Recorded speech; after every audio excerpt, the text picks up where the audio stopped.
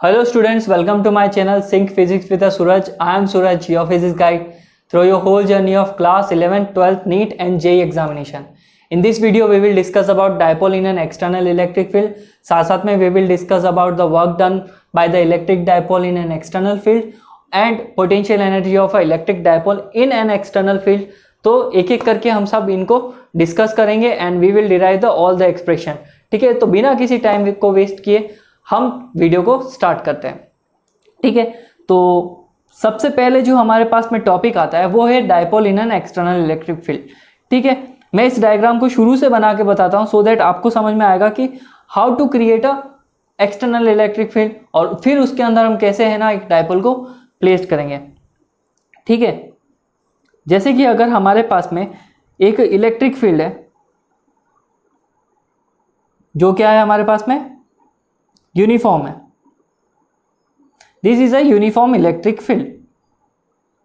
अब क्या होगा, इस यूनिफॉर्म इलेक्ट्रिक फील्ड का डायरेक्शन तुम्हें मेंशन करना पड़ेगा.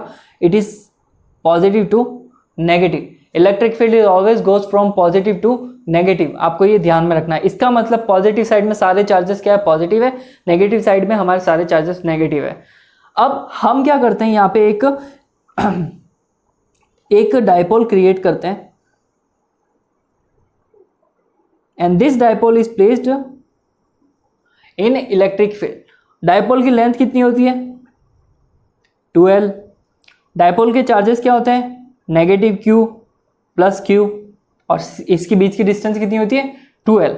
हमने इस डायपोल को इलेक्ट्रिक फील्ड में थीटा एंगल पे प्लेस्ड किया है. थीटा एंगल पे प्लेस्ड करने का मतलब क्या होता है, particularly angle. It is making an angle with the electric field. कितना एंगल बना रहा है थीटा. ठीक है, this is making a angle theta. तो अब होगा क्या, अब देखो इलेक्ट्रिक फील्ड की वजह से इस पॉजिटिव चार्ज के ऊपर एक फोर्स अप्लाई होगा. कौन सा force, F is equal to Q E. Right, इसी इलेक्ट्रिक फील्ड की वजह से इसके ऊपर भी एक फोर्स अप्लाई होगा. कौन सा electric force, F is equal to Q E. ठीक है, यहाँ पे भी F is equal to Q E create होगा, यहाँ पे भी F is equal to Q E force create होगा. Why this force is created, because यहाँ पे कुलॉम्स लॉ एप्लीकेबल होगा, इलेक्ट्रोस्टैटिक फोर्स एप्लीकेबल होगा. पॉजिटिव को नेगेटिव, नेगेटिव को पॉजिटिव, जो चीजें क्रिएट करती है वो यहाँ पे एप्लीकेबल होगा. देखो मैंने मेंशन किया था लेफ्ट साइड में क्या है negative charge. This negative charge attract the positive charge. तो ये किस तरफ चला जाएगा, राइट साइड में, और ये किस तरफ चला जाएगा, लेफ्ट साइड में क्रिएट हो जाएगा. तो यहाँ पे F is equal to Q E एक को लेके जा रहा है राइट साइड में, एक को लेके जा रहा है लेफ्ट साइड में. अगर इसको विजुअल रिप्रेजेंट करना है तो सोचो कि इट इज अ डायपोल जिसको हमने एक इलेक्ट्रिक फील्ड में ऐसे रिप्लेस रख रखा है यहाँ पे. ठीक है, अब अगर ये पॉजिटिव है तो ये नेगेटिव की तरफ अट्रैक्ट होगा ना. अगर इलेक्ट्रिक फील्ड का डायरेक्शन पॉजिटिव, यहाँ पे जो मैंने हाथ रखा है इमेजिन करो ये पॉजिटिव है टू नेगेटिव, इस तरफ जा रहा है टू नेगेटिव. राइट, तो नेगेटिव है तो नेगेटिव उस तरफ है तो ये नेगेटिव की तरफ अट्रैक्ट होगा. और ये भाई साहब क्या है अपने नेगेटिव चार्ज है, तो this negative charge is attracted by the all positive electric field. तो ये इस तरफ जाएगा. सो ऐसे क्या होगा, दोनों तरफ एक एक फोर्स अलग अपोजिट डायरेक्शन में लगने से this torque will created in a electric field. इसके ऊपर एक टॉर्क क्रिएट होगा जो इसको इसे रोटेट कर देगा. ऐसे था, ये थोड़ी देर बाद में रोटेट होकर क्या हो जाएगा, इस तरह से आ जाएगा.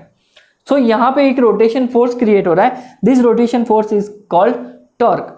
टॉर्क का फॉर्मूला होता है force multiply by perpendicular distance. ठीक है, अब तुम्हारे पास में फोर्स तो देखा है F is equal to Q E. What is the perpendicular distance.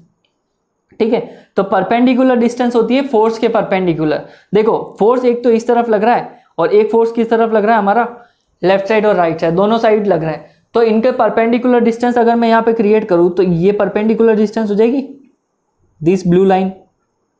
Force इधर है और ये इसके परपेंडिकुलर होगी. ठीक है, इसको ऐसे ही मिला लो एक बार के लिए. So you will get the right angle triangle. Okay, यहाँ पे कितना एंगल बन रहा है 90 डिग्री. ठीक है, अगर मैं इनको वन बाय वन करके नाम दे दूं तो this one is a A, this one is a B and this one is a C. तुम्हें एक ट्राइंगल बना हुआ दिख रहा है क्लियरली, ए बी सी। ये वाली ए सी डिस्टेंस कितनी है 12, और ए बी कितनी डिस्टेंस है, सब सपोज करते हैं हम इसको मान लेते हैं y, this distance is a y, perpendicular distance is a y, let assume. So torque is equal to force multiply by perpendicular distance. Force क्या है हमारे पास में, फोर्स क्या है हमारे पास में QE, परपेंडिकुलर डिस्टेंस कितनी है y। अब तुम्हें क्या करना है, y की वैल्यू फाइंड करनी है। So you have to find y is value. तो देखो y की वैल्यू इस ट्राइंगल से हम आराम से फाइंड कर सकते हैं। Sine theta is equal to perpendicular upon hypotenuse, sine theta is equal to perpendicular कितना है y, हाइपोटेन्यूस कितना है 12, तो y कितना हो जाएगा 12 साइन थीटा। y की वैल्यू क्या आ गई 12 साइन थीटा। चलो इसको वहां पे रख देते हम, torque is equal to QE, y की वैल्यू कितनी आ गई 12 साइन थीटा। यहां तक क्लियर है? कोई भी कंफ्यूजन हो तो मुझसे पूछ लेना कमेंट सेक्शन में। तो टॉर्क इज इक्वल टू, इसको थोड़ा बहुत एडजस्ट करना है, we have to adjust it by 12 को आगे भेज के ई को पीछे शिफ्ट कर लिया, ये थोड़ा सा एडजस्टमेंट हो गया इसका, ठीक है। एडजस्टमेंट से याद आया, अगर इसको देखो तो Q2L जो होता है हमारे पास में डायपोल मोमेंट होता है, ठीक है। डायपोल मोमेंट क्या होता है Q2L, तो हम इसकी जगह पे ये प्लेस कर सकते हैं, torque is equal to PE sine theta. यहां तक ठीक है। ये आता है आपके पास में torque. Dipole in an external electric field जब रखा जाता है तो आपके पास में जो टॉर्क आता है वो क्या होता है, torque is equal to PE sine theta, ठीक है। और अगर साइन थीटा को रिमूव करोगे तो you will gate P cross E, ठीक है। कॉस को रिमूव करते हो तो डॉट आता है, और साइन को रिमूव करते हो तो you will get a cross product. तो torque is equal to PE sine theta तो आएगा, साइन हटा देंगे तो P क्रॉस E, ओके। तो ये मैंने यहाँ पे कुछ इसके नोट्स भी लिख रखे हैं। अगर आपको डिजिटल नोट्स चाहिए तो आप टेलीग्राम चैनल पे जाके वहां से डाउनलोड कर सकते हैं। All the notes are free of cost. चलो, तो हमारे पास में टॉर्क की वैल्यू क्या आ गई, torque is equal to PE sine theta, और अगर साइन थीटा को रिमूव करोगे तो torque is equal to P cross E, ठीक है।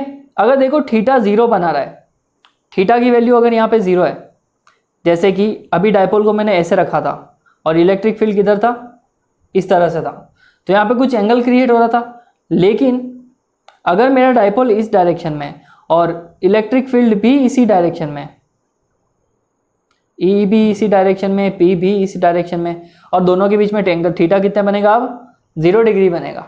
तो व्हेन 0, तो अगर तुम 0 वैल्यू यहाँ पे पुट करोगे तो साइन थीटा की वैल्यू तो 0 होती है, एंड साइन थीटा की वैल्यू 0 होने से टॉर्क पूरा का पूरा क्या हो जाएगा 0। Then you will get the torque minimum value आ जाएगी आपके पास में। और एक आता है हमारे पास में 90 डिग्री, ठीक है। अगर आप डायपोल मोमेंट को ऐसे नहीं रख के इस तरह से कुछ प्लेस कर दो तो आप कितना एंगल बना रहा है, P और E साथ में, they are creating 90 degree, theta is a 90 degree here.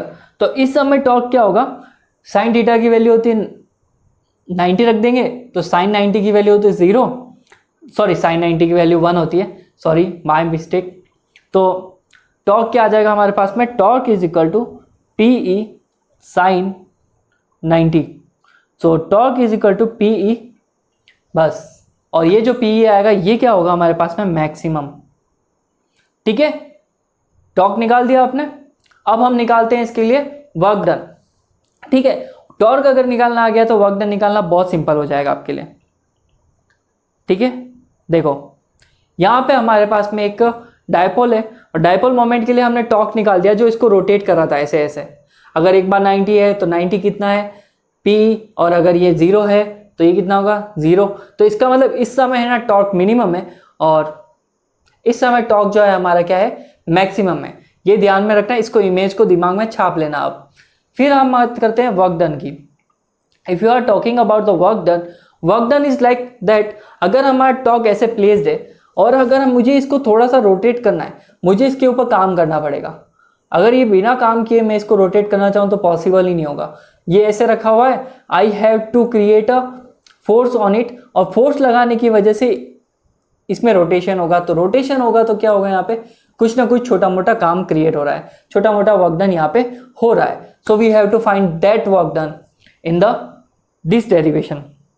ठीक है, देखो यहाँ पे सेम एक इलेक्ट्रिक फील्ड रखा हुआ है, डायपोल मोमेंट क्या है हमारे पास में, सबसे पहले प्लेस कर रखा है इस डायरेक्शन में, पार्टिकुलरली थीटा एंगल बना रखा है, ये आपको दिख रहा है θ1 एंगल, ये डायपोल हमारा इस जगह पे प्लेस्ड कर रखा है। थोड़ी देर बाद में उसको रोटेट करके हम किस पे लेके चले गए, θ2 एंगल पे, दिख रहा है आपको θ2 यहाँ बना रखा है मैंने, θ1 से θ2 तक हमने उसको क्या किया है, रोटेट किया है। सपोज मेरा ये किसी एंगल θ1 पे पड़ा हुआ था और मैंने इसको रोटेट करके इसके थीटा में इंक्रीमेंट कर दिया, तो दिस थीटा इज θ2।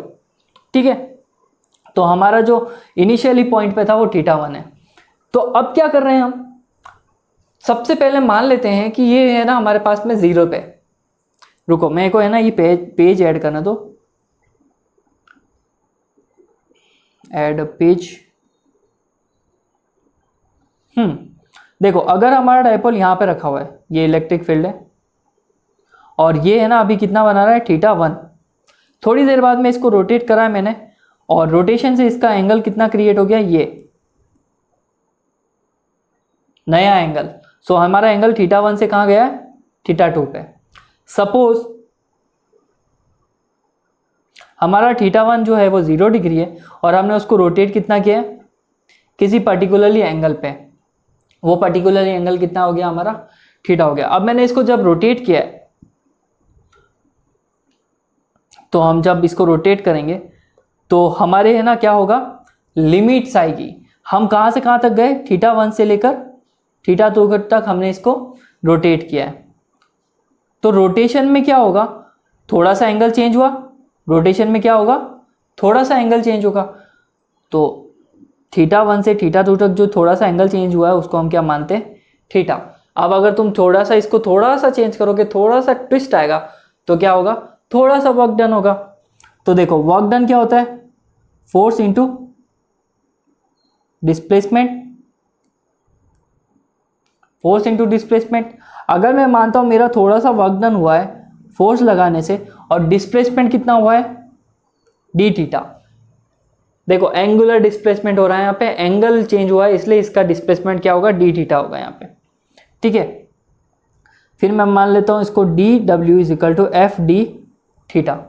ठीक है, अब मुझे बताओ यहाँ पे जो फोर्स लग रहा था इसमें, क्या वो फोर्स टॉर्क था, क्या वो फोर्स टॉर्क था, यस वो फोर्स क्या था हमारा, टॉर्क था। तो D W is equal to क्या हो जाएगा, torque D theta, force into displacement. Force कितना है टॉर्क, डिस्प्लेसमेंट कितना है एंगल, तो वो हमने यहाँ पे वैल्यूज रख दिए। ठीक है, तो यहाँ पे मैं प्रॉपर लिख देता हूँ, D W is equal to F torque D theta. ठीक है, अब थोड़ा सा वक्त डाउन हुआ है, थोड़ा सा एंगल चेंज करने में, थोड़ा सा एंगल चेंज करने में दिख रहा है आपको यहाँ पे θ1 से θ2 तक गया है, थोड़ा सा एंगल चेंज हुआ है तो एंगल भी थोड़ा सा ही आएगा, तो थोड़ा सा ही वर्क डन आएगा। चलो इसका इंटीग्रेशन कर ले से तो हमें पूरा के पूरा वर्क डन मिल जाएगा इसको रोटेट करने में। ठीक है, अब लिमिट्स क्या लगेगी, I already told you, limits लगेगी हमारी θ1 से लेकर θ2 तक लिमिट्स लग जाएगी। ठीक है, तो मैं इसको प्रॉपर लिख देता हूं यहाँ पे, तो ये डी ओमेगा इक्वल टू θ1 θ2। ठीक है, लिमिट्स कहाँ है, θ1 से θ2 तक। इसका इंटीग्रेशन हो जाएगा डी डब्ल्यू का डब्ल्यू, और आई ऑलरेडी मेंशन कि θ1 जो है 0 डिग्री और θ2 कितना है हमारे पास में, सम थीटा, किसी पर्टिकुलर एंगल तक मेंशन किया हमने। ठीक है, तो सबसे पहले तो हम करते हैं इसका इंटीग्रेशन, जो कांस्टेंट टर्म होगी वो बाहर आ जाएगी, थीटा के रेस्पेक्ट में हो रहा है तो टॉर्क हमारा बाहर आ जाएगा, डी थीटा हो जाएगा। फिर इसका इंटीग्रेशन हो जाएगा थीटा के रेस्पेक्ट में। देखो हम यहाँ पे है ना एक काम करते हैं, डी डब्ल्यू जो है हमारे पास में θ1 से लेकर θ2 तक है, तो मैं टॉर्क की वैल्यू डाल देता हूँ। टॉर्क की वैल्यू क्या है, P E sine theta D theta. Torque की वैल्यू हमने यहाँ पे पुट कर दी है, तो डी डब्ल्यू एक मिनट, एक पेज और एक्स्ट्रा ऐड कर लेते हैं हम।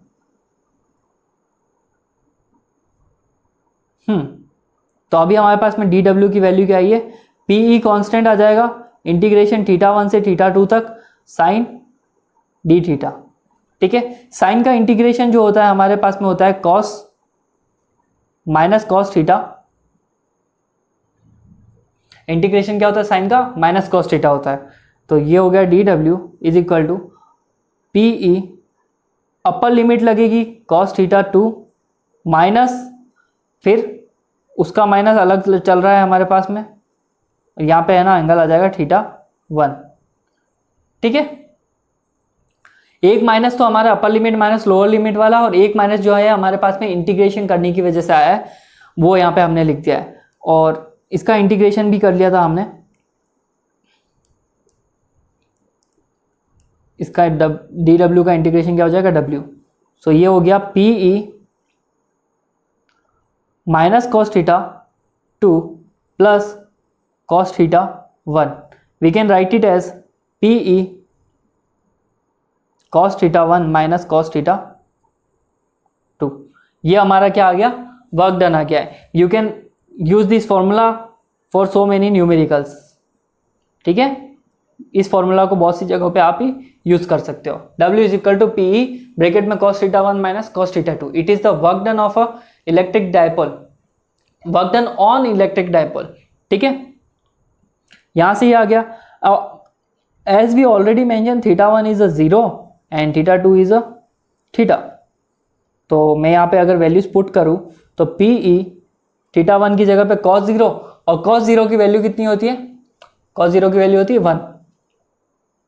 ठीक है, माइनस cos थीटा 2, यहां पे आ जाएगा cos थीटा। तो ये हमारे पास में क्या आ गया, वर्क डन का एक कंडीशन और आ गई। तो हमारे पास में कुछ इस तरह से वर्क डन आता है। वर्क डन के लिए अलग अलग केसेस होंगे। तो ठीक है, तो वर्क डन का क्या आ गया यहाँ पे, एक तो थीटा से लेकर 0 तक लिमिट्स वो सब हमने लगा ही दिया था। वर्क डन क्या आ गया हमारे पास में, पीई 1 माइनस कॉस थीटा। तो हमारे पास में दो फॉर्मूला आते हैं यहाँ पे वर्क डन के। एक फॉर्मूला आएगा ये तो PE cos theta 1 minus cos theta 2 and second formula is this. ठीक है, इन दोनों फॉर्मूला को ध्यान में रखना है। चलो, अगर मैं इसमें कंडीशन अप्लाई करूं तो अगर work done if a dipole rotated from 90 degree, work done dipole अगर 90 डिग्री पे रख रखा है तो इसका मतलब क्या होगा, ये 90 डिग्री पे आएगा ना, तो 90 डिग्री लगा देते हैं। तो फॉर्मूले में रखो W is equal to PE 1 minus cos 90। Cos 90 की वैल्यू कितनी होती है 0, तो 1 माइनस 0 कितना हुआ 0। तो यहाँ पे वर्क डन कितना आएगा पीई, जो कितना होगा हमारे पास में मैक्सिमम वर्क डन होगा। और यही अगर हम इसको रोटेट करना चाहें 180 डिग्री पे, सपोज हमारा कुछ ये इस तरह से रख रखा है, इलेक्ट्रिक फील्ड इसका इस तरफ है, वो तो 0 है, लेकिन अगर इसको हमने ऐसे रख दिया तो इलेक्ट्रिक फील्ड इधर जा रहा है, ये डायपोल इस तरफ जा रहा है, तो बोथ है वो 180 डिग्री एंगल, तो वहाँ 180 रखो। तो यहाँ पे आएगा cos 180, cos 180 की वैल्यू होती है -1, और -1 यहाँ पे रखोगे तो यहाँ पे आएगा -1, और ये माइनस पहले से ये माइनस माइनस क्या हो गया प्लस, और 1 + 1 कितना हो गया 2। ये भी किस में आ रहा है, मैक्सिमम में ही आ रहा है हमारे पास में। ठीक है जी, तो वर्क डन के दो कंडीशन हमने यहाँ पे देखी है। और आपको कोई भी डाउट हो तो ज़रूर देखिएगा। और नोट्स तो देखो, मैं आपके लिए इतनी मेहनत से डिजिटल नोट्स बना रहा हूँ और इतने प्यारे प्यारे नोट्स बना रहा हूँ, जैसा आप देख सकते हैं। तो प्लीज़ जाइए टेलीग्राम ज्वाइन, फटाफट ज्वाइन करिए, किसका वेट है। ठीक है, चलो अब निकालते हैं हम potential energy. Potential energy of a dipole. जब भी कोई डायपोल को हम 90 डिग्री पे रखते हैं और 90 डिग्री पे रखने के बाद में उसको रोटेट करने में जितना वर्क डन लग रहा है, if a dipole is placed at a 90 degree angle and we need to move from 90 degree to any particular angle, then there is a potential energy stored in the dipole। उसे ही हम क्या करते हैं, derive करने की कोशिश करते हैं यहाँ पे।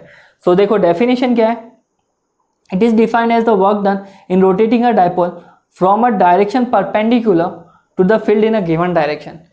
परपेंडिकुलर डायरेक्शन से हमको इसको रोटेट करने में जितना एनर्जी वेस्ट हो रही है, वही हमारी एनर्जी क्या है यहाँ पे, पोटेंशियल एनर्जी है। ध्यान रखना किसी और एंगल पे नहीं, 90 डिग्री पे रखा हुआ होना चाहिए वो, तो ही है उसमें जो पोटेंशियल एनर्जी स्टोर्ड होगी।